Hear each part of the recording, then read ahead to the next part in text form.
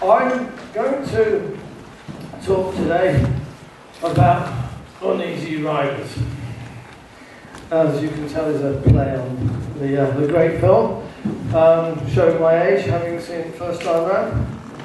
And it's actually hang on, just get the control.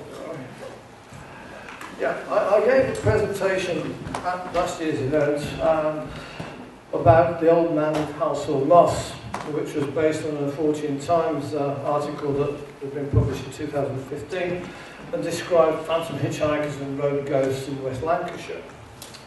The Fortune Times editor, David Sutton, then forwarded me an email that he'd received from a guy called Harold Weaver Smith of Stockport, describing his related experiences when riding his motorbike through Stockport one night in late 1980s or early 1990s.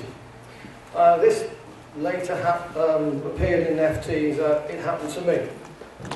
I contacted Harold in the wake of that and pursued the case, which led me on to chasing other cases around the country.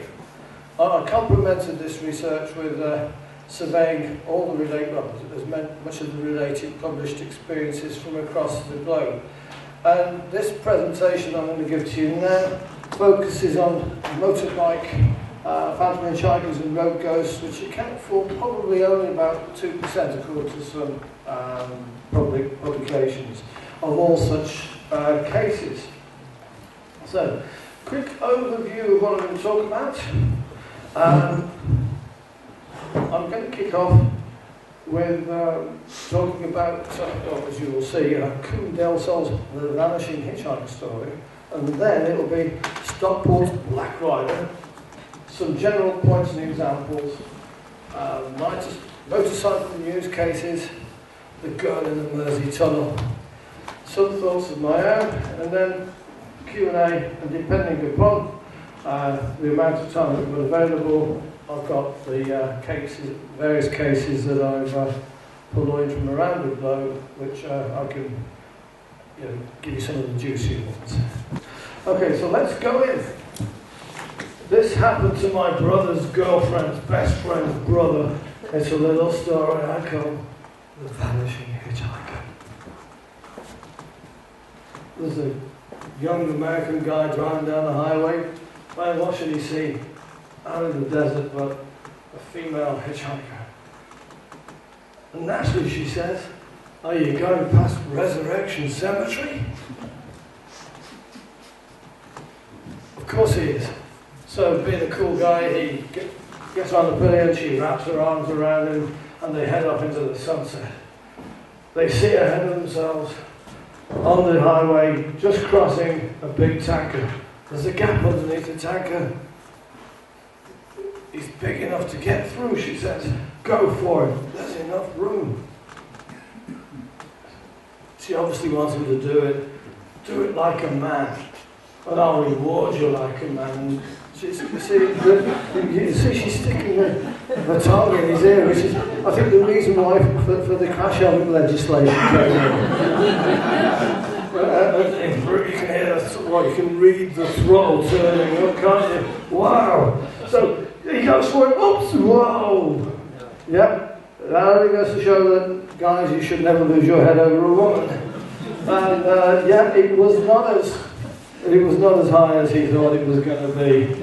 And as they say, ha ha ha, she was a ghost with a very twisted sense of humour. She could laugh only after a good decapitation. And the scariest part of it all, it's true. That was pointed out to me by Jan Brunband, and it's a good story. So, let's go on to Stockport's Black Rider. I'll summarise Harold's experience in Mersey Square. I've had a few experiences in Mersey Square. It was late at night and cold and dark, and the road he was travelling, Wellington Road North, the A6, it was greasy and treacherous. Harold was tired and concerned about a car moving erratically behind him. He entered Mersey Square and he saw what he thought was a female motorcyclist on the lift. He stopped a little way past and turned to her, only to find she'd disappeared. Harold didn't think more about it until a few years later when reading a book of local ghost stories. One described a motorcyclist picking up a girl hitchhiker with similar appearance in almost the same place. He gave her a lift on the pillion, but on approaching their destination, she disappeared. At the house, the elderly couple explained that the only girl of her appearance that had lived there was their daughter, who had died in a motorcycle accident 5 years previously. They said many young men had had the same experience. Of course, this story describes the classic phantom hitchhiker urban legend, but tantalisingly, although both events took place in Mersey Square, Harold had his experience before he read the ghost story. And I have to admit, I had a compulsion to investigate matters further because I actually lived on Wellington Road North, the A6 that he rode down that night. I lived there for 2 years in the 1970s, and I've regularly visited my in-laws' family in Stockport ever since. So, with a bit of research, I identified a 2005 Manchester Evening News article quoting the ghost story from the Stockport Express in 1989. The local library checked microfilms and press cuttings for me and produced the said article, which was actually published on 30th of October 1991, but indicated the event was in 1989. The article looked ahead to Halloween the next day and was written in a way that can easily be interpreted as reporting an incident. But if you look more closely, it revealed that the events were lifted from a recently published book, which was called Supernatural Stockport by Martin G. Mills. I asked Howard to look for this in the Stockport library, and he confirmed that this was the book that he'd actually gone and read. Harold sent me a scan of the story, which was exactly as he described, with the destination Hazel Grove, 3 to 4 miles down the A6. My antennae twitched vigorously when I read the author's source was, quotes, his Shaw Heath informant, Dot, the one who used to work at the Plaza Cinema. Her brother works with a young man, a motorcycle enthusiast, who in 1989 had an experience which was to haunt him day and night thereafter. This is a classic friend of a friend in common to urban legends, albeit with names and relationships, but don't they always? In the circumstances, I adopted a two-pronged investigative approach. I sought further witnesses, and I tried to chase down Martin Mills to discuss the story and possibly interview his sources. The former included an interview on Stockport's Pure Radio, an article in the Stockport Express in September 2015, and I contacted the local Club Zero Paranormal. The number of new witnesses I managed to ascertain from this approach was a big fat zero. Total disappointment. Initial inquiries confirmed that Martin was no longer in Stockport, and I contacted many people, as many as I could anyway, who might still have dealings with him, giving them my details so that he could get in touch. These included his publishers and people who'd known him very closely for several years. Unfortunately, I was unable to make contact with a comment that he now lives somewhere in North Wales. So again, total disappointment. This was the complete opposite to my experience when I was doing the Old Man of Halsall Moss, where I received several positive responses. So it's a useful lesson that what might work in one investigation might not work in another, which on the face of it seems to be very, very similar. It also highlighted that newspaper articles can be sometimes deliberately written ambiguously, so that they read as though they refer to real events, although they are technically reporting what someone else has written, and which may or may not be totally fictional. I have no doubt about Harold and his sincerity and the fact that it was a genuine experience for him. What struck me was that he was in a state of mind where his sense of awareness and concentration would have been very high. He was riding down the road. It was dark, it was wet, very tricky. He was having to concentrate and the car behind was behaving erratically. As I stated last year, and in my article about the old man of Halsall Moss, this could mean him taking in more information from the environment than would otherwise be the case, which perhaps somehow triggered the experience. But if so, then why did this involve the figure of another motorcyclist who happened to be female? Harold himself highlighted that it was only on reading The Black Rider years later that his experience took on a Fortean hue. The stated timing of the Black Rider event was consistent with his episode, late 1980s, his own episode, late 1980s, early 1990s. But why had no one responded to my appeals? And if so many motorists were giving lifts to this rate from Mersey Square, I was left with the suspicion that Martin Mills had picked up on an anecdote or a rumour about a road ghost in Mersey Square and embellished it using the standard phantom hitchhiker urban legend to make it into a firm story for his book. If so, then he will not have been the first or the last author or ghost tour guide who has taken an established urban legend or piece of folklore and presented it as a genuine local tale. So maybe, just maybe, we have a situation where Harold mentioned his experience to his family and his friends at the time, and then disseminated around Stockport until Martin became aware of it. I put this theory to Harold, who accepted that it was plausible, but he considers it unlikely. He recalls only mentioning the event to his mother and father, who are now both deceased, and perhaps a very small number of close friends, and none were likely to have discussed it with others because it was so unexceptional. He'd stopped to give a lift to someone who had then presumably changed her mind and not stepped forward. Nothing spooky about it in the slightest. It was only after raising this possibility with Harold that I actually went and bought a copy of Supernatural Stockport off the internet to see what the other stories were like. Imagine my surprise to find that Martin Mills had previously been a voluntary guide for ghost tours in York, where he wrote A Trail of Haunted York, and that on page 94 of Supernatural Stockport was a full-page advert for his ghost tours of Stockport.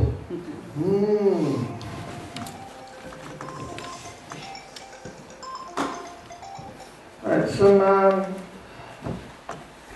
motorcycles and road ghosts are well known.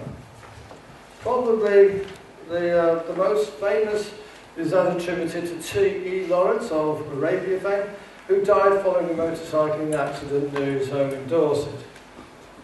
This phenomenon primarily involves oral phenomena, with the throaty sound of his beloved gruff superior being heard at night.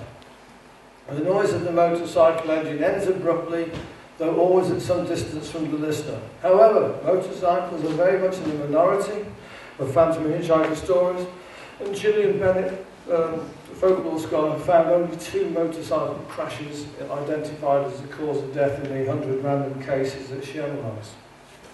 David Clark of Sheffield Hallam University collects and analyses road ghost stories with particular interest in the nearby Peak District. Detailing several of these on his website includes the Fox House sidecar story. I've got that available to tell you later if needs be. David says several versions of this have appeared in local books and newspapers, and the historian was convinced that the incident really occurred. The case was initially reported in the Sheffield newspaper, followed by a much embroidered version in the weekly paper in Matlock. Searches of relevant files failed to locate the incidents, adding to the apocryphal nature of the whole story.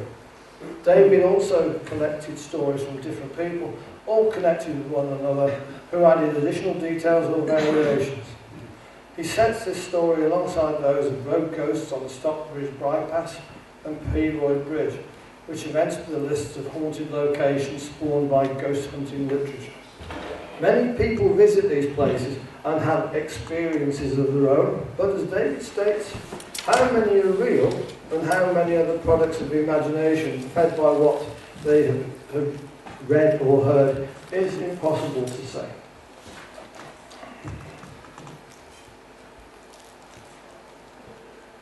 Right, motorcycle news. Despite my disappointment with the Stockport experience, I was convinced first-hand and second-hand experience of cases relevant to motorcycles must exist, but given their comparative infrequency, I needed a wider canvas. Therefore, I approached the weekly national motorcycle news and asked if they could include a call for testimonies similar to those that I'd done with the Champion News in Southport and the Stockport Express in relation to the Black Rider. This took the form of a letter appearing in the MCN in the issue 16th to the 29th of December 2015. I received 4 responses. 2 described first-hand experiences, 1 a second-hand experience, and 1 was from the media. I'll describe the first and second-hand experiences. Peter's story. About 10 years ago, Peter was returning home to Lutterworth from Burton-on-Trent, travelling south on the A5, approaching the junction with the B4455 at High Cross in Leicestershire.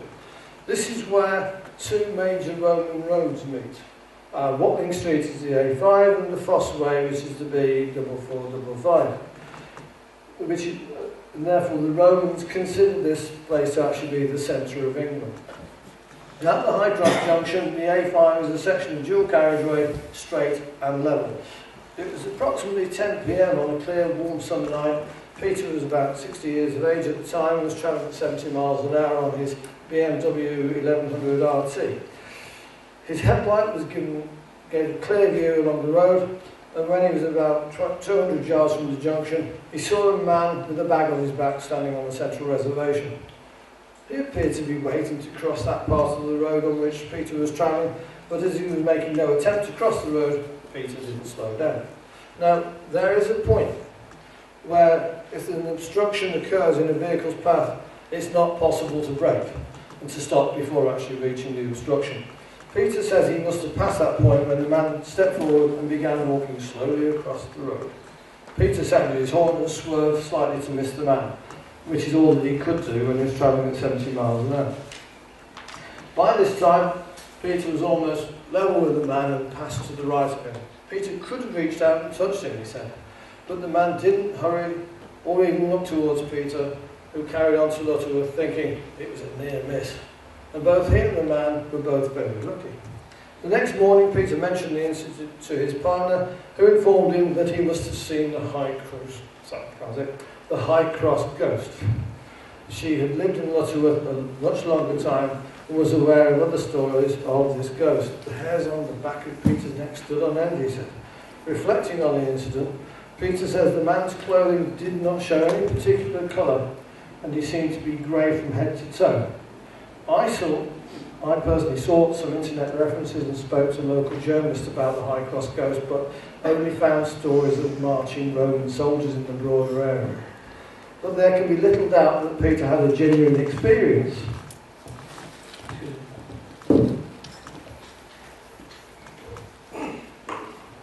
And it's safe to say that whatever or whoever crossed the A5 in front of Peter certainly did not act in a way that a flesh and blood person would normally behave. Michael's story is based in Morton on the Wirral. He told me about his experience in 1979. He was a bit uncertain about the month, but it wasn't too cold because he didn't have his coat over his black leather jacket. He was giving his mate a pillion lift home to Newton near West Kirby on his Honda 400. They'd just been from the Birkenhead nightclub, which closed about 2 a.m. Michael had only had 1 pint in the night or the morning in question. Between 2:30 and 3, they were travelling through the hamlet of Frankby, with sparse street lighting and none of it between it and Newton. As they rounded a bend, Michael thought he saw a hippie male draped over a circular road sign in the glare of the headlight. He was facing Michael, away from the sign, with his arms crooked behind him as though clinging to it. He appeared to be over 5'10" tall, with long hair and a gangly frame and a long masculine face. He wore a dark cloth jacket or coat, possibly green and dark trousers. His legs, like his arms, were bent backwards at the knee by about 20 to 30 degrees. But Michael discerned that he was wearing some heavy boots. He didn't appear to be standing on anything that wasn't moving. Having passed this vision, or whatever you might call it, Michael pulled up abruptly and swore, which surprised his mate because he very rarely ever used profanities and still doesn't. "Did you see that?" Michael asked, but to say his mate hadn't. They did a U-turn back to the sign, but there was nothing and nobody there. They continued to his mate's home, and his mate became even more convinced than Michael himself that he had seen the hippie on the road sign. Michael suggested it was an optical illusion, but his mate highlighted Franklin Cemetery was over the wall bordering the road at that point. A prankster could have climbed and hidden behind the wall after dangling off the roadside to give a fright to passing road users. However, Michael became convinced it was a joke or a trick of the light, but took the same route home in case he might encounter a chortling hippie strolling along the otherwise deserted road. But there was no sign of anyone. As with Peter, Michael had a genuine experience, but there was little likelihood of someone going to such elaborate lengths to scare passing motorists in such a remote spot at that time of the night. Besides, as Michael pulled up very quickly, it left little scope for a prankster to climb over the wall without being spotted. It could have been an illusion or a trick of the light, but Michael saw and remembered so much detail about the figure. Therefore, the file from the case must remain open. And now come on to the second-hand story, which is Chris's story. Chris was a member of a Hertfordshire motorcycle club in the 1960s, with nearly all members in their early 20s.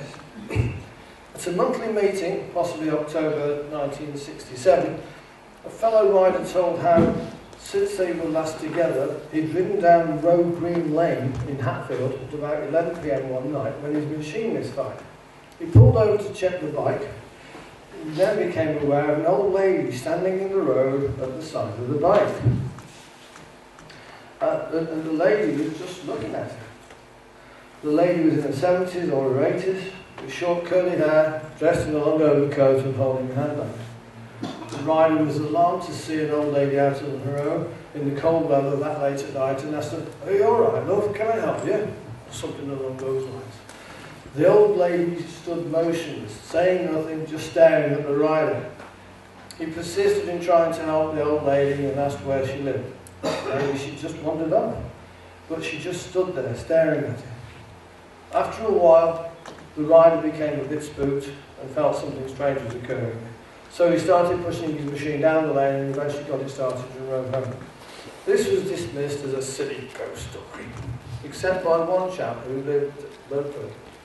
He asked what the old lady looked like, and when this information was provided, he opened the local newspaper he had with him and showed the front page with its photo of an old lady. "Is that who?" he asked. "Yes," said the rider. "Jesus Christ, that's her." The headline read, "Local resident killed in road accident." Apparently, on the day the rider had his experience, an old lady innocently wandered into the road at that very same spot in Road Green Lane and been run over and killed by the car. No one was to blame, it was just an unfortunate accident. Unsurprisingly, club members now all assumed that the rider had seen a ghost of the poor old lady who had died early that day. The acid test was to find a copy of the local newspaper with the front page in question. Chris thought that it was the Hatfield Herald, which was now the Welling Hatfield Times. I contacted the Welling Hatfield Times, who were unable to help, and was passed on to the Hertfordshire Archives and Local Studies of Hertfordshire County Council, who confirmed that the full title of the local newspaper in 1967 was the Welling Times and Hatfield Herald. They never went in for short. But this publication was now defunct. The newspaper had been microfilmed, and the films are available in the Welling Garden City Library or the Hertfordshire Archives. It had also been indexed in Hertfordshire Names Online, and I undertook a search for accident on the recommended web page, covering the period 1960 to 1969 to be on the safe side. From a list of well over 100 cases, I excluded any that did not even remotely fit Chris's outline description, finally distilling 10 accidents in the Welling Times and Hatfield Herald, and one in the Hearts and Essex Observer, which might possibly have relevance from the limited wording provided. I provided Chris with the summaries of these cases and invited him to look into them further. Chris no longer lives in Welling, but his daughter does, and he forwarded her our correspondence, and she agreed to pop into the library to investigate further. Unfortunately, she drew a blank, so yet again we're left with a tantalising case. I'm confident that Chris's recollections are valid, but the potential clinch of the newspaper with the front page article and photo proves to be elusive. Right, the girl in the Mersey tunnel. In his evidence for Phantom Hitchhikers, Michael Goss refers to a girl killed riding pillion through the Mersey tunnel, of which she was on or as a hitchhiker in residence. He quoted a Ms. Theo Brown, folklore recorder for the Devonshire Association, who indicated that in 1980, when she first heard the tale, and that was then supposed to be about 20 years previously. Further research identified the following reference to the legend in relation to the Queensway Mersey Tunnel, as described by local author Tom Sleeman. In the 1960s, a young woman riding as a pillion passenger on a motorbike in the tunnel fell off and died from her injuries. Not long afterwards, the woman's ghost was seen by scores of motorists and even tunnel police standing in the middle of the road trying to thumb a lift. On many occasions, drivers swerving to avoid the ghost have crashed, sometimes with fatal consequences. I mean, it beggars belief how if you're just being killed because you swerved to avoid the ghost, that you're actually going to be able to tell anybody that that was the reason why you swerved. But that's Tom Sleeman for you. Anyway, I adopted the boring approach. I approached Mersey Travel, which is responsible for both the Mersey tunnels. Now, for those of you who may not be that familiar with the Mersey tunnels, the Queensway tunnel is the Birkenhead tunnel, which was opened by the King, and the Kingsway tunnel is the Wallasey tunnel, which was opened by the Queen. You got that? Okay. And I asked for the details of deaths of pillion passengers, summary statistics of fatal accidents in the tunnels, and details of any episodes formerly witnessed by tunnel police, although I doubted that any might exist. The Mersey Travel communications team could not get details about fatal accidents for the period in question because related records were long gone. But they put me in touch with a guy called Peter Bishop, who worked with the Mersey tunnels for 30 years up to 2013, rising from technician to acting assistant engineering manager.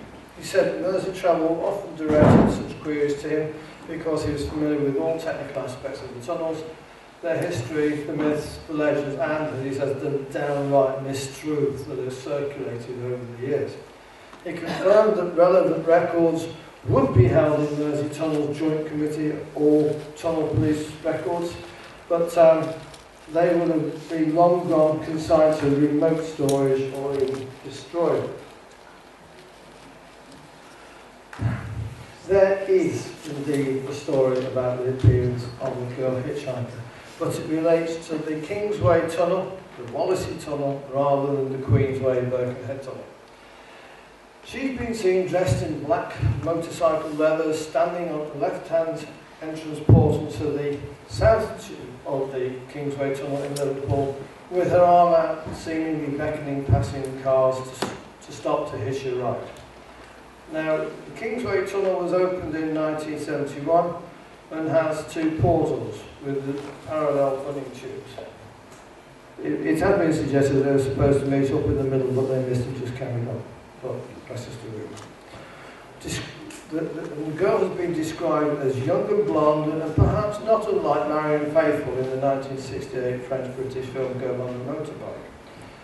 Peter was aware of sightings from comments made by tunnel police officers and members of the public who reported the girl to tunnel police.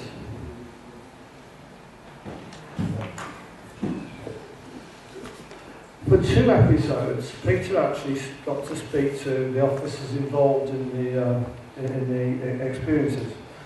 The events were 6 to 8 years apart in the 1980s with different officers. One officer was on his own while the other had a partner with him. In both cases, the officers appeared totally genuine about their experience. The approach towards the tunnel pool is long and straight. It's actually about 700 yards long, so it's not a short thing. And the last part is under a high arch canopy. Yet on other occasions, officers only saw the hitchhiker at the very last moment, almost as a flash image immediately to their left as they were driving into the tunnel. Right, this slide here gives you some idea of the tunnel. This is on the Liverpool side here, and there's 2 lanes going to a portal on the left, and there's a portal on the right which comes out, and coming off there takes you up Scotland Road, whereas this road here takes you down Scotland Road. So you can see that there's normally police cars and so on and so forth parked alongside the road, so it's not the most obvious and easy place to get down to, certainly when you start to see the gap that there is there. Well, this is a mocked up picture of the portals. So you've got the entrance here to the actual entrance to the tunnel itself. It's the Kingsway, and it's at this spot here. And I've checked it out with Peter, and that is roughly where this figure is actually being seen. So when you see it, you're going along at 40 miles an hour. It's not the most obvious place to actually then stand on the brakes and stop.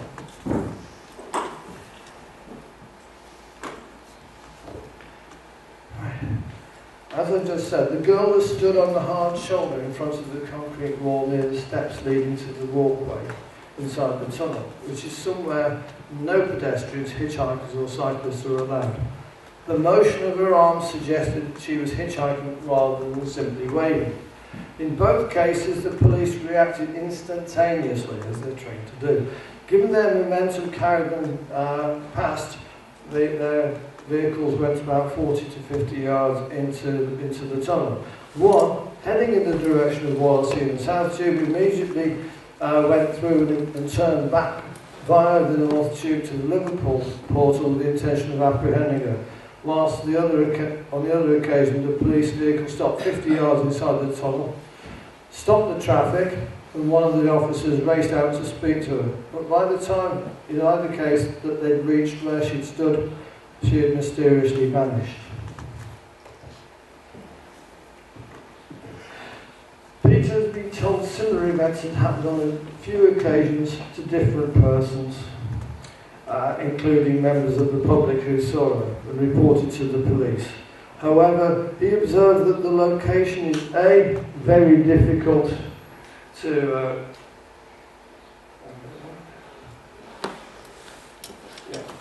is very difficult to get to and observe, and B, simply an illogical place to try from the lift. Hitchhikers in the tunnel are extremely rare and would logically position themselves where they can be seen well ahead so that motorists can stop in good time. Standing right on the entrance the portal means that the cars cannot stop.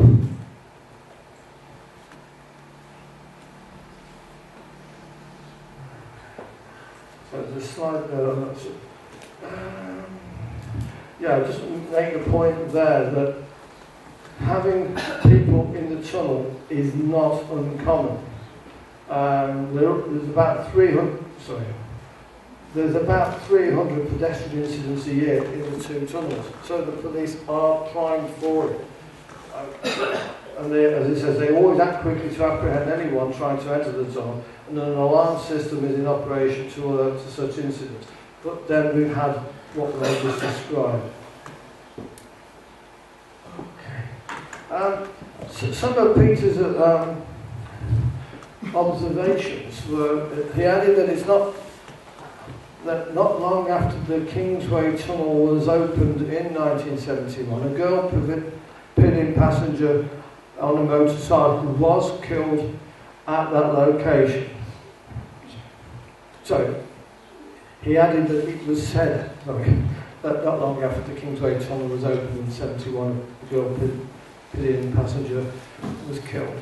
But he's never seen any evidence to support this, and he considers the story to be one of the many tunnel myths and legends. There may be some confusion with an actual event in the 1960s, when a motorcyclist came off his bike in the Queensway, the Birkenhead Tunnel, on a bend near the Birkenhead end, and hit the pedestrian guardrails, suffering fatal injuries. But this involved a different tunnel and a different sex.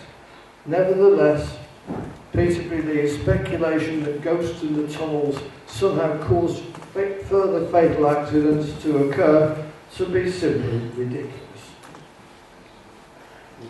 Right, some thoughts. I like to think that I brought together this comprehensive, if you include the list of 17 or 18 cases separate that I've identified. I like to think I've brought together a comprehensive collection of phantom hitchhiker or road ghost evidence as exists for motorcycle experiences, which form a specialist minority of the phenomenon. I'm very happy about the sincerity of the witnesses who gave testimonies to me, but adding these to the cases from across the globe presents something of a curate's egg. But isn't that always the way with fortune phenomena? Some are strong, others are weak, some are clearly friend of a friend story, and some can be attributed to misperceptions brought up by environment and circumstances. What I'm intrigued by is the fact that motorcyclists' senses will be constrained by their helmets, which became compulsory in the UK in 1973. Goggles and visors, and pillion riders are usually close up and personal with the rider. A quite different situation to car drivers. Also, the feel of riding a motorcycle is quite different to driving a car. Some describing its sensuality and sensations becoming, quote, an extension of your body. You vibrate to the rhythms of the engine, unquote. I've never really ridden one, so I can't say. Therefore, are motorcyclists' senses and perceptions operating in a different way to car drivers and passengers and pedestrians?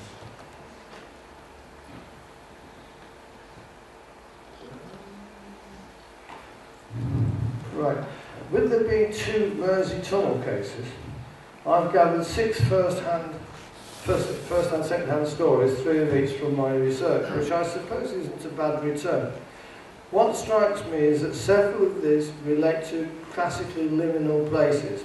Mersey Square in Stockport is where the River Mersey begins, at the confluence of the Goyt and the Tame, and the bridge on the A6 is the first Roman road, therefore crossing the river at that point. High Cross is a crossroads of 2 major Roman roads, and the Mersey Tunnel is obviously adjacent to the river. So, on a personal note, as I mentioned earlier, I used to live on the A6 in Stockport before moving to Leicestershire. I then moved to Wallasey on the Wirral, and my wife would regularly drop me off at the Liverpool end of the Wallasey Tunnel. We were due to move into a house near Newton before ending up in South Wirral. I recently spotted a link to a non-motorcycle phantom hitchhiker where, quotes, a young female has been seen late at night and on several occasions has entered the car before disappearing, end quote. From the photographs, I realised that this is 250 yards from our house. Looking at the geography of the above motorcycle cases, I start to wonder if I'm hunting road ghosts or if they're hunting me. Thank you.